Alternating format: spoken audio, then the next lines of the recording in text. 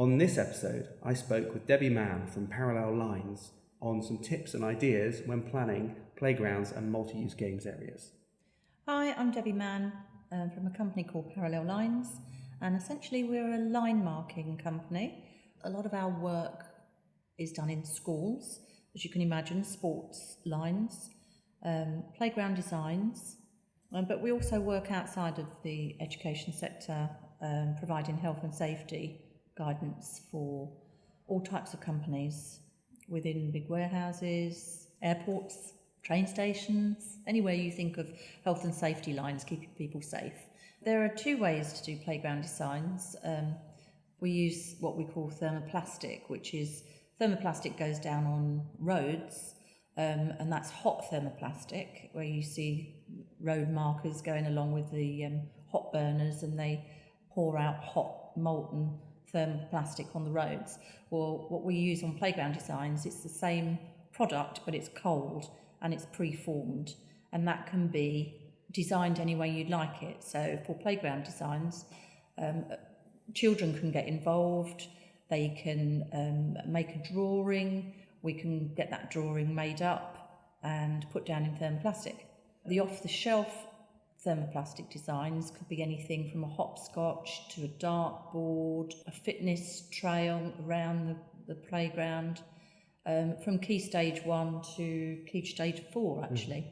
Schools have an idea that they want playground design, but they tend to bring it together too quickly, and then everybody wants to have their playground markings put down in the school holidays. You can imagine school holidays get a really, really busy time for us. So my advice would be, if you're wanting playground designs, to think about it and plan it in good time and come to us at least 6 weeks before you want the job doing.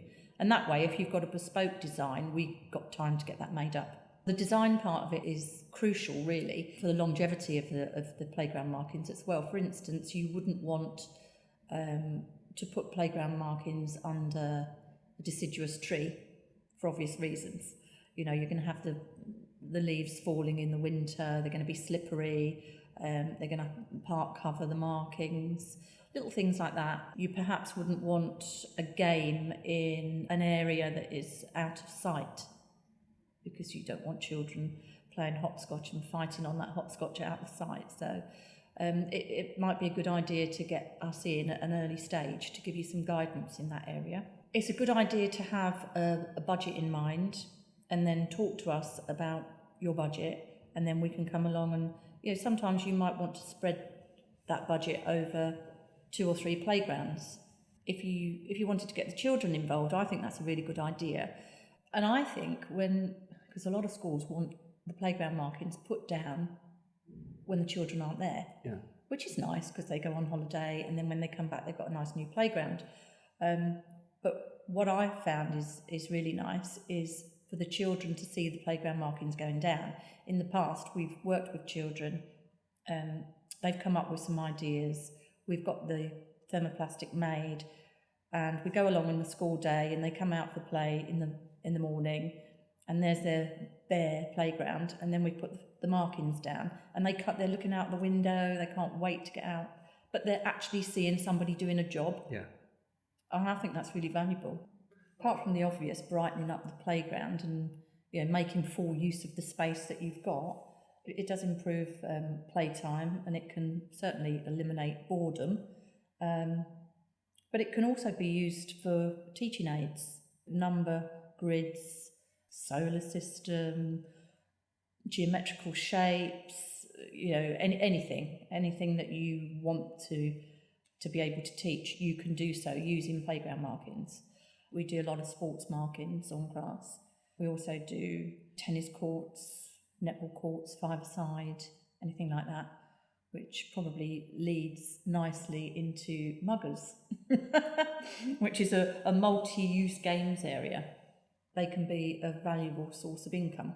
If you've got a playground and you've got 5 different sports on that playground, then you can rent it out. There are 2 types of MUGAs. One is the macadam surfaces, which is your general playground, or it can be polymetric, which is type of a rubber, or it can go on your ordinary tarmac. Most schools would have a tarmac area for a playground, and you could convert that into a multi-use games area. And they are usually fenced in to stop the ball going out of play all the time. It's not something that you can do lightly. They are very expensive to put in, and at the planning stage is where you'll spend quite a lot of the money, but it will be worthwhile. All sorts of things, it could be to do with floodlighting, the fencing. If you are going to let a MUGA out to outside people, you've got to provide disabled access, you've got to be able to provide the car parking. You've got to consider the management of the surface, because obviously if it's a sand field, if it was a synthetic turf, also known as STPs, multi-sports, these things have different shock absorbencies, they have a lot of maintenance. If you're going to let it out to leagues, a football league or anything, they have to play to British or European standards.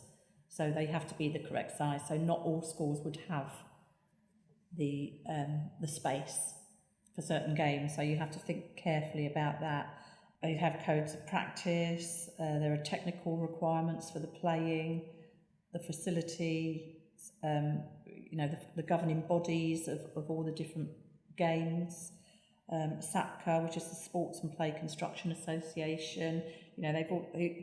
If you're going to do this and you're going to do it for a feasible income generator, then it really does need planning. And we have been to so many that have not been thought about, and then afterwards it's cost thousands. Too much sand, all having to be removed again. You've got to make sure that you get a really good contractor in there that has plenty of experience of doing this, because there's a lot of cowboys out there now that are all saying that they can do it, and believe you me, it can be a costly mistake to not do your planning properly to begin with. This was an interview for the Worcestershire Education Network. It's a trusted network of educators, suppliers and manufacturers who specialise in delivering high quality and bespoke solutions to schools. Call 01905 780 059 or visit worcestershireeducationnetwork.co.uk for help finding local suppliers.